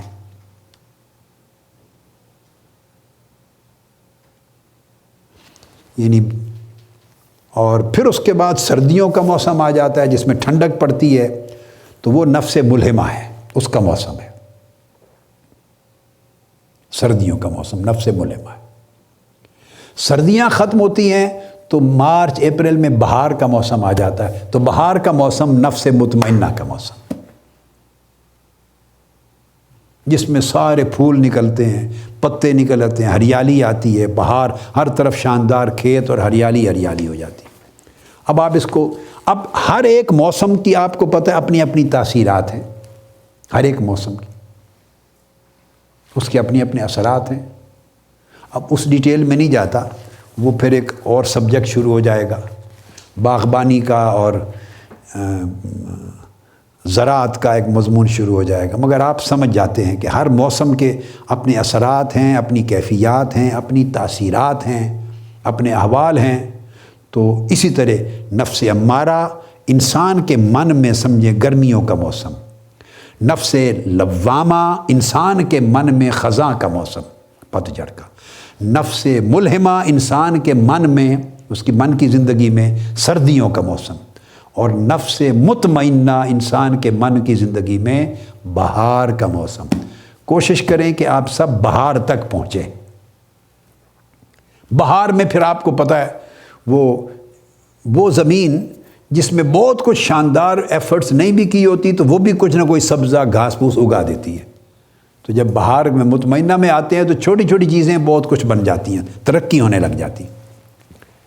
پھر یہ جب نفس مطمئنہ قلب کا مقام سنبھالتا ہے تو اس طرح ان کو پھر روحانی طور پہ چونکہ دروازے کھلتے ہیں، تو یہ جوہر ہے، میں نے کہا لطائف ہیں، تو ان کے لطیفوں کو بھی ایک نام دیا گیا ہے. یعنی لطیفہ نفسیہ بھی کہتے ہیں، لطیفہ نفس. پھر لطیفہ قلبیہ، لطیفہ قلب بھی کہتے ہیں. تیسرا لطیفہ روحیہ، عربی میں کہیں گے، عام اصطلاح میں لطیفہ روح. چوتھا لطیفہ سریہ، عام اصطلاح میں کہیں گے لطیفہ سر. پانچواں لطیفہ خفیہ، عام اصطلاح میں کہتے ہیں اردو میں لطیفہ خفی. اور چھٹا لطیفہ حقیہ، حق سے حقیہ، اور عمومی اردو اصطلاح میں کہیں گے لطیفہ اخفا. کئی علماء صوفیہ ایک درمیان میں نفس کے بعد لطیفہ عقلیہ کا بھی استعمال کر دیتے ہیں، لطیفہ عقل. تو یوں وہ لطائف سبع بھی کہتے ہیں، لطائف سبع بھی کہہ دیتے ہیں. اور کئی 5 رکھتے ہیں تو لطائف خمسہ کہتے ہیں، نفس کو شامل نہیں کرتے. کئی نفس کو شامل کر لیں تو لطائف ستہ کہہ دیتے ہیں. اس سے فرق نہیں پڑتا، چونکہ ہر ایک جوہر کی ایک اپنی حقیقت، ایک اپنا دائرہ کار ہے، فرق نہیں پڑتا. یہاں ایک بڑی دلچسپ چیز ان لطائف کے حوالوں سے کہہ دوں. لطیفہ نفس جو ہے، یہ جو لطیفہ نفسیہ ہے، یہ اگر اس میں تزکیہ ہو جائے، اب ہم امارہ سے نکل آئے، لوامہ سے نکلے، ملہمہ، اس کا تزکیہ ہو جائے تو اس کو عالم ملکوت کا فیض ملتا ہے. اگر یہ وہ لطیفہ نہیں بنا ہوتا نا، جب امارہ ہوتا ہے تو لطیفہ نہیں بنا ہوتا. اگر امارہ کی حالت میں رہے تو اس کے اندر مزاج عالم ناسوت کا، مادی دنیا کا ہوتا ہے، جو میں بیان کر چکا ہوں. جب اس کی تزکیہ ہو جائے، صفائی ہو جائے، اجلا پن ہو جائے، غلاظت کثافت سے پاک ہوتا چلا جائے اور لطیفہ نفسیہ بن جائے ترقی کر کے، تو اس کو عالم ملکوت کا، آسمانی دنیا کا، جہاں فرشتے رہتے ہیں، اس کا فیض ملنے لگ جاتا ہے، لطیفہ نفسیہ کو. سمجھ گئے؟ نفسیہ کے بعد لطیفہ قلب ہے. لطیفہ نفس کو عالم ملکوت کا فیض ملنے لگ جاتا ہے وہ ناسود کا نمائندہ، مگر اب ترقی کر کے مزکہ ہو کر، پیوریفائی ہو کر، اور کثافتوں سے، غلاظتوں سے پاک ہو کر ستھرا ہو گیا ہے، تو عالم ملکوت سے مل جاتا ہے، وہاں سے فیض ملتا ہے. اور ملکوت کے دروازے پھر اپنی نیکیاں، خصائل، انوار اس کو مزید مزین کرتے ہیں. لطیفہ قلب، اس کو اس سے اوپر فیض ملتا ہے عالم عرش کا. یہ عالم جبروت ہے، عرش عالم جبروت ہے. تو لطیفہ قلب کو جب یہ درجہ ملتا ہے تو جو قلب القلب جس کا میں نے کہا تھا، اس کو عالم جبروت یعنی عرش کا فیض ملتا ہے. اب آپ اندازہ کر لیں عرش کا مقام کیا ہے. اور حدیث پاک میں آقا علیہ السلام نے فرمایا، ایسے اشارے ملتے ہیں کہ قلب مومن عرش کی مانند ہے، اس پر انوار الہیہ کا نزول ہوتا ہے قلب پر. اب ہم نفس کے لطائف سے نکل گئے، وہ جو نفس امارہ سے لے کے نفس مطمئنہ تک پورے سفر کی بات کی تھی، پھر رادیہ، مردیہ، کاملہ. اب نفس تو قلب کی جگہ دھار گیا نا، نفس کی بحث ختم ہو گئی، نفس بدل گیا قلب میں. تو جب قلب بدل گیا روح میں، تو اسے عالم جبروت کا فیض ملتا ہے، اور اس کو مثال کے طور پہ مثالی دنیا میں عالم جبروت کے فیض کو کہتے ہیں کہ یہ عالم عرش کا فیض ملتا ہے، اس کو عرش کا فیض اس سے جڑ جاتا ہے۔ پھر اس کے بعد تیسرا لطیفہ روح ہے، اللطیفہ الروحیہ، لطیفہ روح۔ لطیفہ روح اگر حاصل ہو جائے، ترقی کر کے بندے پر وہ دروازہ کھل جائے، تو عرش کے فیض کے ساتھ تو وہ لطیفہ قلب جڑ گیا تھا، دل۔ اب لطیفہ روح جب کھلتا ہے، آغاز ہوتا ہے، تو اس کو کرسی کا فیض ملتا ہے۔ واسع کرسیہ السماوات والارض، وہ جو کرسی الہی ہے استعارہ میں، تو اس کو صوفیاء کے ہاں عالم مثالی زبان میں، اولیاء صوفیاء عرفاء کی مثالی زبان میں یہ کرسی کا فیض ملتا ہے اس کو، اور یہ عالم لاہوت ہے۔ جو کرسی کا فیض ملتا ہے یہ عالم لاہوت ہے۔ اس کے بعد پھر لطیفہ سر ہے۔ تو لطیفہ سر جب کھلتا ہے بندے پر، تو اس کو پھر عرش کا مل گیا، کرسی کا مل گیا، اب اس کو وہ لوح کے فیض کے ساتھ متعلق ہو جاتا ہے، جوڑ دیا جاتا ہے۔ لطیفہ سر فیض لوح کے ساتھ، لوح و قلم کا نام سنتے ہیں نا، تو لوح کے ساتھ اس کا، اور لوح مرتبہ علم ہے سارا، اس کے ساتھ اس کے فیض اس کو ملتا ہے، اس کو جوڑ دیا جاتا ہے، اور اسے لوح کے فیض کو حاصل کرنے کے قابل بنا دیتے ہیں۔ جب لطیفہ نفس ملا تھا تو ملکوت کا فیض حاصل کرنے کی استعداد اس کے اندر پیدا ہو جاتی ہے، ایبیلٹی، ملکوت کا فیض ریسیو کرنے کی ایبیلٹی آ جاتی ہے اس کے اندر۔ اور اگر وہ لطیفہ نہ ہو نفس کا، اور نچلے درجے پر اماریت اور کثافت کے درجے پہ رہے، تو ملکوت کا فیض ریسیو نہیں کر سکتا، اس کے اندر استعداد نہیں ہے، صلاحیت نہیں ہے، کیپیبلٹی نہیں ہے۔ اور جب لطیفہ قلب ہو جائے تو پھر عالم عرش کا فیض وصول کر سکتا ہے۔ اس کی مناسبت حالی، اس کے حال کی مناسبت، اس کی صفات کی مناسبت، اس کی خصلتوں کی مناسبت، چونکہ عرش اور عالم جبروت کے ساتھ مل جاتی ہے، تو اس کا فیض لینے کے قابل ہوتا ہے۔ اور جب اور ترقی کرتا ہے اور لطیفہ روح کھلتا ہے، تو وہ عالم لاہوت کا فیض لینے کے قابل ہوتا ہے، یعنی فیض کرسی ریسیو کرنے کی کیپیبلٹی پیدا ہو جاتی ہے۔ پھر جب لطیفہ سر کھلتا ہے تو پھر لوح کا فیض ریسیو کرنے کی ایبیلٹی پیدا ہو جاتی ہے۔ پھر لطیفہ خفی جب کھلتا ہے اس کے اوپر، تو یہ قلم کا فیض، لوح اور قلم علم الہی کا مرتبہ ہے، تو اس کا فیض لینے کی صلاحیت پیدا ہو جاتی ہے اس کے اندر، قلم کا فیض لینے کی۔ اور لطیفہ حقیہ، اس کو دوسری زبان میں لطیفہ اخفا بھی کہتے ہیں، جو جدید زبان ہے صوفیاء کے ہاں۔ جب وہ کھل جاتا ہے تو وہ علم الہی ریسیو کرنے اور تجلیات الہیہ ریسیو کرنے، ذات حق کی تجلیات، صفات حق کی تجلیات، اللہ کے اسماء کی تجلیات، اللہ کے افعال کی ساری تجلیات الہیہ حاصل کرنے، ان کا فیض لینے کے قابل ہو جاتا ہے، اور اس کی طبیعت میں مکمل اعتدال ہو جاتا ہے، اعتدال آ جاتا ہے، کوئی ایک دوسرے پر غالب نہیں رہتی۔ پہلے لطائف میں کسی ایک کا غلبہ کوئی مغلوب، کسی ایک کا غلبہ کوئی مغلوب، یہاں کامل اعتدال آ جاتا ہے۔ اور یہ ہر ایک کے اوپر اس کے اپنے احوال اور اعمال کے مطابق اس کے مراتب کھلتے ہیں، جیسے جیسے اس کے احوال ہیں، اس کے جیسے قرآن مجید نے کہا الطیبات للطیبین، الخبیثات للخبیثات للخبیثین، الطیبات للطیبین والطیبون للطیبات، سورہ نور میں کہا۔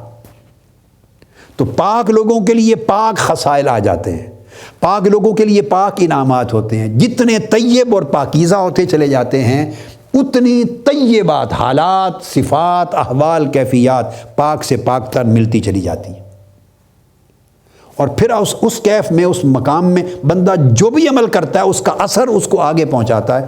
فَمَن يَعْمَلْ مِثْقَالَ ذَرَّةٍ خَيْرًا يَرَهُ، ایک ذرہ برابر بھی کوئی نیکی کا عمل کرتا ہے تو اس کے اثر کو وہ دیکھ لیتا ہے۔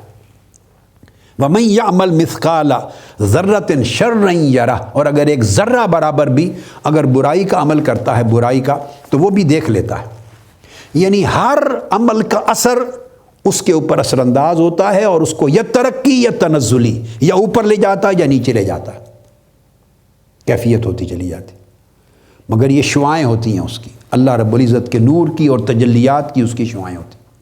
اللہ رب العزت کی تجلیات ہر ایک پر ہوتی ہیں، مگر ہر ایک کے حسب حال وہ تجلی فرماتا ہے۔ جہنم میں رہنے والے جہنمیوں پر بھی تجلی فرمائے گا، مگر وہ تجلی اس کی ہوا کی شان کی ہوگی، اس کے ہونے کی، اور ہوا کی شان میں دوری ہے، بعد۔ ہوا اس میں اشارہ بعید ہے، دور کے لیے کہتے ہیں ہوا، ذالک وہ کے لیے کہتے ہیں ہوا، وہ تو یعنی وہاں بہت دور رہو میری رحمت سے تم محروم، تو وہ بعدیت کی ہوا کی تجلی فرمائے گا۔ قرآن مجید نے کہا هو اللہ الخالق البارئ المصور اللہ، ہوا کی تجلی فرمائے گا، مگر پھر کیا ہوگا؟ چونکہ ہے تو اللہ کی تجلی نا، اور وہ اس کے اہل نہیں تھے، اس کو ریسیو کرنے کی صلاحیت نہیں تھی ان کے اندر، استعداد نہیں تھی، تو قرآن مجید سورہ مطففین نے فرمایا کلا انہم عن ربہم یومئذ لمحجوبون، اللہ تجلی فرمائے گا دوزخ اور دوزخیوں پر بھی، مگر ہوا کی شان کی تجلی، مگر ان پر حجاب آ جائے گا، وہ ہوا کی تجلی بھی دیکھ نہیں سکیں گے، تجلی حق ہوا کی ہویت کی تجلی بھی دیکھ نہیں سکیں گے، لمحجوبون قرآن کہتا ہے حجاب میں رہیں گے، پیچھے رہیں گے۔ اور جو جنت میں ہوں گے ان پر اللہ تبارک و تعالی انا انیت کی تجلی فرمائے گا۔ ہوا میں دوری ہے، اس میں غیر ہونے کا اشارہ ملتا ہے کسی بندے کی طرف کہ تو غیر ہے، غیر بنا ہوا ہے۔ انیت کی انی انا اللہ، قرآن مجید نے اس تجلی کا بھی ذکر کیا، بے شک یہ عظیم شان قرب کا اشارہ ہے اس میں۔ تو جنتیوں کو فرمائے گا انی انا اللہ، تو ان کے پردے ہٹا دے گا، وجوہ یومئذ ناظرہ الی ربہا ناظرہ، اس دن ان کے چہروں پر رونق آ جائے گی تجلی یہ انیت الہی سے، اور وہ اپنے رب کے چہرے کو تک رہے ہوں گے۔ تو اس میں انس ہے، اس میں وحشت ہے، اس میں قرب ہے، اس میں دوری ہے، اس میں عنایت ہے، اس میں محرومی ہے، چونکہ پردہ ڈال دیا۔ تو جو شخص جیسے عمل کرتا ہے اس عمل کی تاثیر آتی ہے اس کے اندر، وہ تاثیر اسے ایک مقام، ایک حالت تک پہنچاتا ہے، اور وہ حالت اس کے اوپر اس طرح کی واردات آتی ہیں، کیا ریسیو کر سکتا ہے، کیا نہیں کر سکتا، کیا لے سکتا ہے، کیا نہیں لے سکتا، کس شے کے قابل ہے، کس شے کے قابل نہیں ہے۔ تو یہ ایک پروسیس ہے ظاہری اعمال کی طرح باطنی اعمال کا جو چلتا رہتا ہے ہماری زندگی میں۔ اب یہ ساری بحث ہم نے مکمل کی یہ بتانے کے لیے کہ الہام، میں نے بات یہاں سے شروع کی تھی پچھلی نشست سے ملاتے ہوئے، کہ الہام قلب پر وارد ہوتا ہے، نفس پر وارد ہوتا ہے، اور جو لکھا گیا کئی کتب میں بعض جگہوں پر کہ قلب پر اس کا ورود ہوتا ہے، تو میں نے اس کی تطبیق کی کہ قلب پر وارد ہونے کا معنی بھی نفس مطمئنہ پر وارد ہونا ہے۔ اب آج کی نشست میں جتنا وقت ہے اس میں ہم قرآن مجید سے اب یہ پوری بحث کو مکمل کر لینے کے بعد اس کو ثابت کرتے ہیں کہ انبیاء کے علاوہ بھی کیا الہام ایک ذریعہ علم ہے یا نہیں، الہام کا ثبوت۔ اب تو کوئی انکار نہیں کر سکتا، چونکہ قرآن مجید کی نص صریح آ گئی نا، وَنَفْسٍ وَمَا سَوَّاهَا فَأَلْهَمَهَا فُجُورَهَا وَتَقْوَاهَا، اس کا انکار کرنا کفر ہے، کفر ہوگا۔ لیکن ہم کیا کریں، کیا کفر کیا ایمان، لوگوں نے تو جہالت کو علم کا درجہ دے دیا ہے، چیزوں کا نہیں پتہ اور سمجھتے ہیں ہر شے کا پتہ ہے۔ تو اس لیے اس الہام کا ثبوت کی وجہ سے لوگوں کے ذہنوں میں الجھاؤ اور ابہام پیدا کرتے ہیں بعض لوگ۔ اب میں نے جو قرآن مجید کی 2 آیتیں آپ کے سامنے پیش کر رہا ہوں، یہ تیسرا پارہ ہے تلک الرسل سے، اور آیت آل عمران ہے سورت، دونوں آیتیں آل عمران سورت کی ہیں۔ پہلی آیت نمبر 38 اور 39 کو دیکھیے۔ 38 میں تو بیان فرمایا کہ اس مقام پر محراب میں زکریا علیہ السلام نے دعا کی، اللہ کو پکارا۔ یہ وہ مقام ہے جہاں اس نے حضرت سیدہ مریم رضی اللہ تعالیٰ عنہ کو حضرت زکریا علیہ السلام تالا لگا کے جاتے تھے محراب میں، حجرے میں، واپس آتے تو بے موسم پھل پڑے ہوتے۔ تو آپ سے پوچھا مریم یہ تو تالا لگایا ہوا ہے، پہلی بات کمرے میں کوئی اندر آ ہی نہیں سکتا، چابی میرے پاس تھی، چونکہ سیدہ مریم رضی اللہ تعالیٰ عنہ زیر تربیت تھی، زیر پرورش، زیر کفالت حضرت سیدنا زکریا علیہ السلام کے، تو کون آ گیا پھل رکھ گیا؟ اور دوسری بات یہ کہ یہ پھل تو اس موسم میں اویلیبل ہی نہیں ہے، تو اس زمانے کوئی کولڈ سٹوریج تو تھے نہیں جو آج کل گروسری سٹورز پہ ملتے ہیں کہ کوئی وہاں سے اٹھا کے لے آئے، یہ تو درختوں پر لگتے ہیں، تو یہ تو موسم کے پھل ہی نہیں ہیں۔ تو انہوں نے کہا کہ یہ اللہ کی طرف سے آتے ہیں۔ زکریا علیہ السلام پھر وہاں کھڑے ہو کے دعا کرنے لگے اللہ پاک کی بارگاہ میں، باری تعالیٰ اگر بغیر موسم کے تو اس بی بی مریم کو پھل دے دیتا ہے تو بے شک میری عمر 90 سال ہو گئی ہے، میرا بھی موسم نہیں رہا اولاد کا، تو مجھے بھی اولاد کا پھل دے دے بے موسم۔ 90 سال عمر اولاد کا موسم تو نہیں ہے نا، تو اب یہ بے شک موسم نہیں رہا، مجھے بھی پھل دے دے اولاد کا۔ یہ تو 38 نمبر آیت میں یہ ہے۔ ہماری بحث اس آیت سے نہیں، اگلی آیت سے ہے، 2 آیتوں کو کمپیئر کرنا ہے۔ وہ آپ دعا کر رہے تھے سیدہ مریم رضی اللہ تعالیٰ عنہ کی عبادت گاہ میں، تو یہاں سے یہ پتہ چلا کہ اولیاء اور صالحین اور اللہ کے مقرب بندوں کی عبادت گاہ جہاں وہ رہیں، عبادت کریں، قیام کریں، اس جگہ جا کر دعائیں کرنا یہ انبیاء کی سنت ہے، قرآن مجید نے واضح فرما دیا۔ ہنالک دعا زکریا ربہ، پھر اس جگہ کھڑے ہو کر زکریا نے اللہ سے دعا کی۔ تو صرف یہ مقصود تھا کہ سنت بنانا کہ صالحین، مقربین، اہل اللہ کی عبادت گاہ، ان کی قیام گاہ، اللہ کی انعامات اور تجلیات اترتی ہیں، وہاں جانا اور وہاں جا کے دعا کرنا اللہ سے، یہ اللہ کے نبیوں کی سنت ہے۔ حالانکہ زکریا علیہ السلام کا درجہ حضرت سیدہ مریم سے بلند ہے، زیادہ ہے، یہ نبی ہیں، حضرت مریم نبی نہیں ہیں، نبی یا نہیں ہیں، یہ نبی ہیں، مگر اگر وہ عمل کریں تو وہ سنت انبیاء نہیں بنتی، شریعت میں درجہ نہیں پاتی۔ نبی عمل کرے تو اس کو نبی کی سنت کہتے ہیں، اس کا شریعت میں درجہ ہو جاتا ہے۔ اللہ پاک نے ہمارے لیے سنت بنانا تھا، اس لیے اللہ کے نبی سے دعا کروائی اللہ نے اپنے ولی کی جگہ پر، ولیہ کی جگہ، اور دعا کی اللہ کے نبی نے اللہ پاک کی بارگاہ میں، تاکہ امت کے لیے سنت بنے۔ سنت نبی کے عمل سے بنتی ہے، غیر نبی کے عمل سے سنت نہیں بنتی۔ ہاں عمل جائز ہو سکتا ہے، خیر کا ہو سکتا ہے۔ اب اگلی بات، فنادت الملائکۃ وہو قائم یصلی فی المحراب، آپ دعا کر رہے تھے تو فرشتوں نے وہیں کھڑے کھڑے ان کو آواز دی اور کہا کہ آپ کی دعا قبول ہو گئی، اور آپ کو اللہ پاک نے حضرت یحییٰ کی پیدائش کی بشارت دی ہے۔ یہ جو آیت نمبر 39 ہے 39، اس میں جو فرشتوں نے ندا دی اور حضرت زکریا کو کہا کہ ان اللہ یبشرک بغلام، اللہ پاک آپ کو خوشخبری دیتا ہے بیٹے کی، یہ فرشتوں کا ندا دینا اور خوشخبری سنانا یہ وحی ہے، یہ وحی نبوت ہے، چونکہ وہ نبی تھے زکریا علیہ السلام۔ قرآن مجید کا ایک ہی رکوع ہے اور آمنے سامنے 2 صفوں پر 2 آیتیں ہیں، اس لیے میں نے دونوں پڑھی۔ دراصل پڑھانا سمجھانا اگلی آیت نمبر 42، 43، 45 اگلی آیت پڑھانا چاہتا ہوں، مگر کمپیئر کروایا کہ سمجھ لیں یہاں بھی فرشتوں نے ندا دی، فنادت الملائکہ، آواز دی اور بتایا، مگر یہ درجہ وحی کا ہے، وحی نبوت، چونکہ اللہ کے نبی پر اترے ہیں فرشتے اور ندا دے رہے ہیں اور اللہ کا پیغام پہنچا رہے ہیں، کلمات اللہ کے۔ اب ادھر آج یہ تو ہو گئی وحی نبوت۔ اب آئیے آگے، یہ کیا ہے؟ آیت نمبر 42 پر آ جائیں، اسی سورہ آل عمران کی۔ وہاں حضرت مریم کو کہا جا رہا ہے، ان کا ذکر ہو رہا ہے، اور الفاظ ہیں قرآن کے اسی طرح، وَإِذْ قَالَتِ الْمَلَائِكَةُ يَا مَرْيَمْ إِنَّ اللَّهَ اصْطَفَاكِ وَطَهَّرَكِ وَاصْطَفَاكِ عَلَى نِسَاءِ الْعَالَمِينَ، اور جب فرشتوں نے کہا، پکارا، اے مریم، بے شک اللہ نے تمہیں منتخب کر لیا ہے اور تمہیں پاکیزگی عطا فرمائی ہے، اور تمہیں آج اس زمانے میں سارے جہان کی عورتوں پر برگزیدہ بنا دیا۔ یہ جو فرشتوں نے اسی طرح قالت الملائکہ کو پکار کر آواز دی، خطاب کی اور مریم کو پیغام دیا، یہ کیا ہے؟ کیا اس کو آپ وحی نبوت کہیں گے؟ نہیں کہہ سکتے، کیونکہ حضرت سیدہ مریم نبی نہیں ہیں۔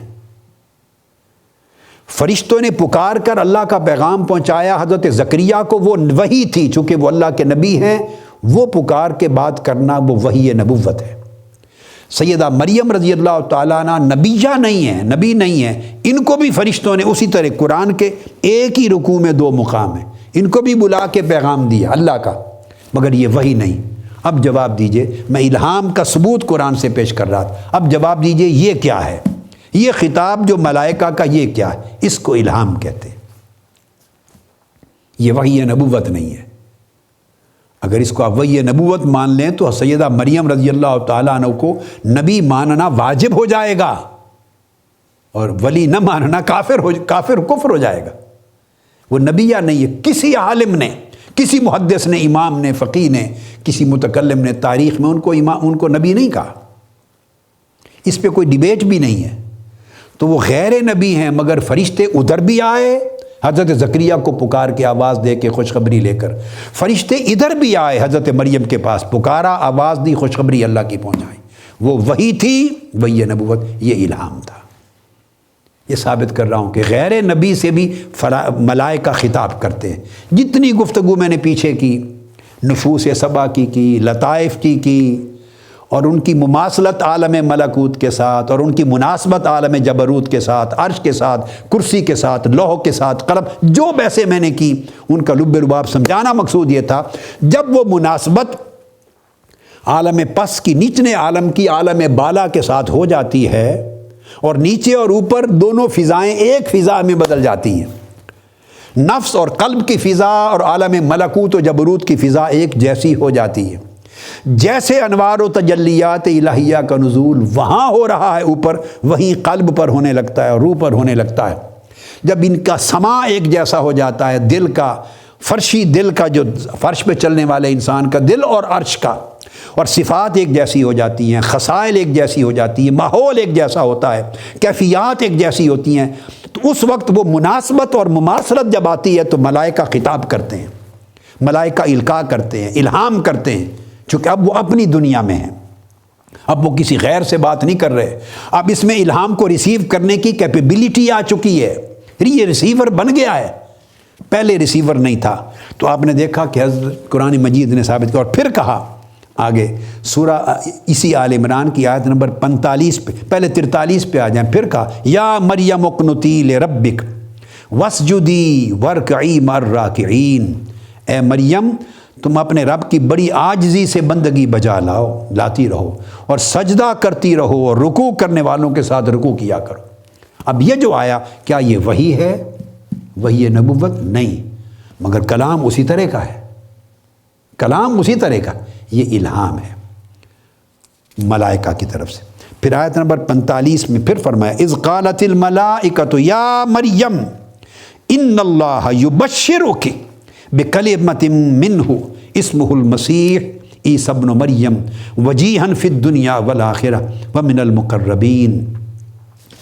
اب دیکھیں ادھر بھی وہ کلمات، وہی لفظ تھے، انہوں نے کہا، ملائکہ نے آواز دی، اور ملائکہ نے حضرت مریم کو کہا کہ اے مریم، ادھر بھی کہا تھا ان اللہ یبشرک، ان اللہ یبشرک بیحییٰ مصدقا بکلمۃ من اللہ وسیدا وحصورا ونبیا من الصالحین۔ ادھر بھی یہ بشارت کی کلمات ایک ہی تھے، حضرت عیسیٰ علیہ السلام کے لیے بشارت کے کلمات ادھر بھی اسی طرح کے ہیں حضرت مریم کو، مگر وہ وحی تھی نبوت کی، یہ الہام ہے ولایت کا، یہ الہام ہے ولایت کا، وہ نبی تھی، وحی تھی نبوت۔ فرمایا مریم اللہ تمہیں خوشخبری دیتا ہے، پیغام پہنچایا جا رہا ہے، اس کی بارگاہ سے تمہیں کلمہ نصیب ہوگا، اس کا نام مسیح عیسیٰ ابن مریم ہوگا، وہ پوری دنیا اور آخرت میں وجیح قدر و منزلت والا ہوگا۔ اب ساری ان ایڈوانس بتایا جا رہا ہے، یاد رکھ لیں، وہ تو پیدا ہوئے عیسیٰ علیہ السلام تو بعد میں بولے، ابھی تو واقعہ ہی نہیں آیا، ابھی تو درد ذیل نہیں شروع ہوئی، ابھی تو گھر چھوڑ کے باہر نہیں گئیں، ابھی تو عیسیٰ علیہ السلام کا تولد نہیں ہوا، ابھی تو ان کے بولنے کا وقت نہیں آیا، یہ تو حضرت مریم سے، کنواری اللہ کی ولیہ ہیں، ان سے کلام ہو رہا ہے، اور اللہ پاک نے پیغام بھیجا۔ فرشتے کہتے ہیں کہ مریم عیسیٰ آئے گا اور وہ لوگوں سے گہوارے میں بات کرے گا، پختہ عمر لوگوں کی طرح بات کرے گا، اللہ کے نیکوکار بندوں میں سے ہوگا۔ اب فرشتوں سے حضرت مریم بولتی ہیں، قالت رب انا یکون لی ولد ولم یمسسنی بشر۔ اب حضرت مریم کہتی ہیں میرے اللہ، میرا بیٹا کیسے پیدا ہوگا؟ مجھے تو کسی بشر نے، انسان نے آج تک ہاتھ ہی نہیں لگایا۔ اب سنیے، وہاں تک میں نے آپ کو بتایا تھا الہام کی اقسام، خواطر کی بات کرتے ہوئے کہ الہام بھی ہے، اب یہ خاطر قلبی آ گیا ہے۔ ملائکہ نے ایک بات کی، اب اللہ رب العزت سے بات ہو رہی ہے، اللہ رب العزت، اور وہ قلب کے اوپر جس کو میں نے کہا تھا خاطر ربانی اور خاطر ملکی ہوتا ہے، تو اب وہ بولتی ہیں باری تعالیٰ میرے ہاں بیٹا کیسے پیدا ہوگا؟ میں نے تو وہ شرائط ازدواج کی زندگی میں داخل ہی نہیں ہوئی زندگی میں تو اللہ پاک نے جواب دیا، قال کذالک اللہ یخلق ما یشاء، اللہ پاک نے فرمایا کہ ارشاد ہوا اسی طرح اللہ جو چاہتا ہے پیدا فرماتا ہے۔ اذا قضا امرا ان یکون انما یقول له کن فیکون، جب اللہ پاک کسی کام کے کرنے کا فیصلہ فرما لیتا ہے فانما یقول له کن فیکون، تو پھر وہ ارادہ فرما لیتا ہے تو اتنا فرماتا ہے ہو جا، وہ ہو جاتا۔ وَيُعَلِّمُهُمُ الْكِتَابَ وَالْحِكْمَةَ وَالتَّوْرَاةَ وَالْإِنْجِيلَ، اور اللہ تعالیٰ اس کو، حضرت عیسیٰ کو، کتاب اور حکمت اور تورات اور انجیل سب کچھ سکھائے گا۔ یہ سارا کلام جو اس مقام پر آیا ہے، سارا کلام یہ الہام ہے، یہ مخاطبہ ہے جو اللہ پاک نے کلام کیا حضرت مریم سے اور ملائکہ نے کلام کیا، یہ مخاطبہ اور الہام ہے۔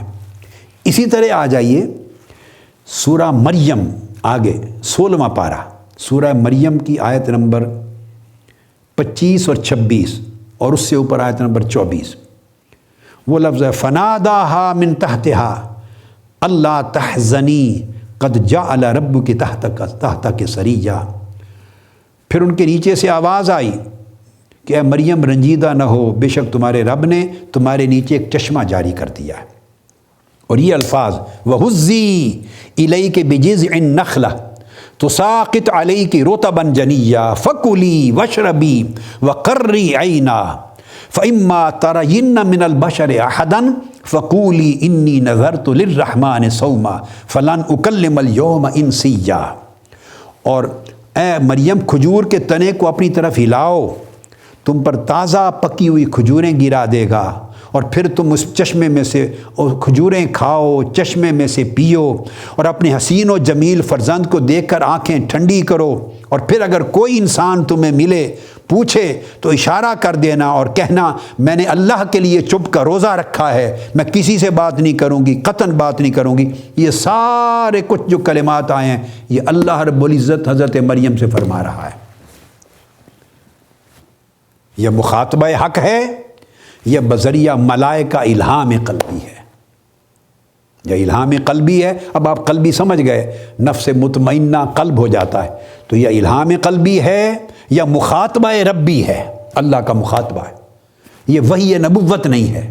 تو قرآن مجید کی ایک ایک نص ان واقعات میں واضح کر رہی ہے کہ اللہ کے اولیاء کے اوپر علم کا ایک نیا راستہ کھلتا ہے، مخاطبات کا راستہ کھلتا ہے، الہامات کا راستہ کھلتا ہے، یہ سب بیان ہو گیا۔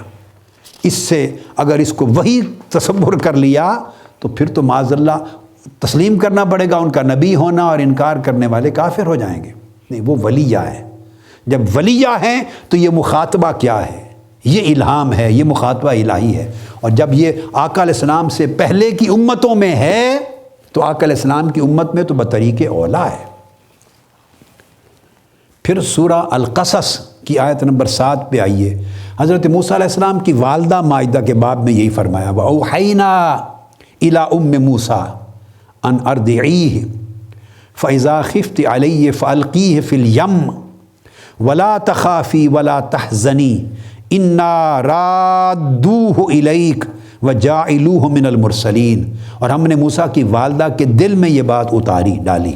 اللہ پاک فرما رہے ہیں یہ الہام کا ثبوت ہے کہ تم انہیں دودھ پلاتی رہو موسیٰ کو، اور جب تمہیں خوف ہو جائے کہ کوئی نہ کوئی ابھی سے فرعون کا نمائندہ پالے گا راز اس کے پیدا ہونے کا، قتل کر دے گا، اندیشہ ہو جائے تو ڈرنا نہیں، اسے صندوق میں بند کر کے دریا میں پھینک دینا، دریا میں ڈال دینا، اور دریا کی موجوں کو، طوفانوں کو، اور اس کے صندوق کو دریا کی لہروں میں بہتا ہوا دیکھ کر خوف زدہ نہ ہونا، رنجیدہ نہ ہونا، ہم بالآخر اسے تمہاری ہی طرف لوٹا دیں گے۔ اور اللہ اسے رسولوں میں کرنے والا ہے حضرت موسیٰ کو۔ تو آپ اندازہ کر لیں یہ کیا تھا۔ حضرت موسیٰ کی والدہ بھی نبی نہیں ہیں، اور قرآن کہتا ہے وَأَوْحَيْنَا، ہم نے حضرت ام موسیٰ کی والدہ کے دل میں یہ بات ڈالی کہ یہ کرو۔ اب یہ کوئی چھوٹی سی بات تو نہیں ہے کہ ایسے خیال، کوئی اگر اس کا ترجمہ یہ کر دے کہ ہم نے خیال آ گیا ڈالا، تو محض خیال تو آپ کے اور ہمارے دلوں میں بھی آتے ہیں۔ تو خیال آنے سے کوئی اچھا بھلا انسان، عقل مند، ہوش مند، اپنے معصوم بچے کو صندوق میں بند کر کے پھینکتا ہے دریا میں یا سمندر میں؟ ہے کسی کا خیال اتنا طاقتور؟ صحت مند بھی ہو خاتون، صحت مند بھی ہو، مریض بھی نہ ہو، اور خیال آئیں تو اٹھا کے سمندر میں پھینک دے ڈبے میں بند کر کے؟ کوئی نہیں کرتا۔ یہ خیال نہیں تھا، اسے خیال کہہ کر معاذ اللہ قرآن کی بات کے وزن کو خراب نہ کیا جائے، اللہ کے کلمات کے وزن کو، ہدایت کو اور قرآنی آیات کے معنی کو نہ بدلا جائے۔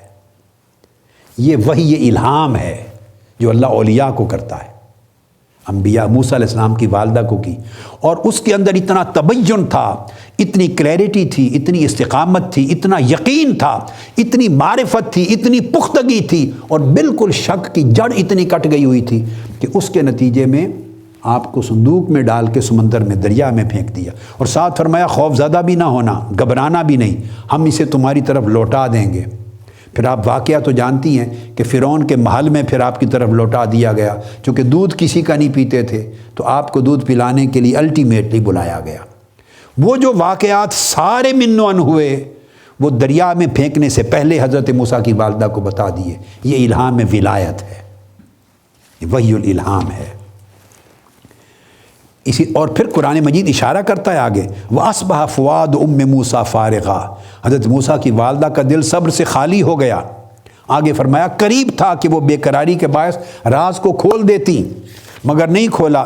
لَوْلَا أَن رَبَطْنَا عَلَىٰ قَلْبِهَا، ہم نے ان کے دل پر صبر و سکون کی قوت اتاری، اس فہم، بصیرت اور معرفت کے ساتھ جو اللہ کا الہام اور کلام سن کر ان کو حاصل ہوا تھا، تو بے قرار نہیں ہوئی۔ یہ پھر قلب کے ساتھ تعلق کو جوڑا ہے۔ پھر حضور علیہ السلام کی امت کے لیے آج کی گفتگو اس آیت پہ ختم کرتے ہیں، آیت حامیم السجدہ، آیت نمبر 30، فرمایا ان الذین قالوا ربنا اللہ ثم استقاموا تتنزل علیہم الملائکہ الا تخافوا ولا تحزنوا وابشروا بالجنہ التی کنتم توعدون، بے شک وہ اللہ کے اولیاء، صالحین، مومنین جنہوں نے کہا ہمارا رب اللہ ہے اور مضبوطی سے استقامت کے ساتھ اس پر قائم رہے، اللہ پاک نے فرمایا تتنزل علیہم الملائکہ، پھر ہم ان پر فرشتے اتارتے ہیں۔